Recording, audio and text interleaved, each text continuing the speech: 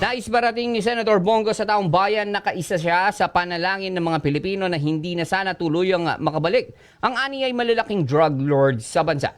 Gagawin daw ng senador ang lahat para ipagpatuloy ang ani ay nasimulan ni dating Pangulong Rodrigo Duterte na tahimik at mapayapang mga komunidad noong may war on drugs.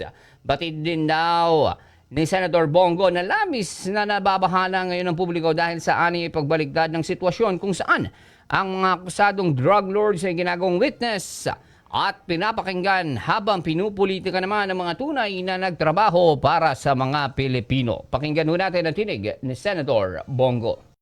Ang ayaw ko pong mangyari, ang taong bayan po ang takot maglakad sa gabi. Dapat po ang kriminal, dapat po ang drug addict, ang takot maglakad sa gabi. Hindi po yung ordinaryong mamamayang Pilipino na gusto lang po tahimik ang buhay na makakauwi po ang kanilang mga anak. Huwag naman sanang palakasin ang loob ng mga drug addict. Ang nangyayari ngayon, lumalakas po ang loob ng mga drug lords.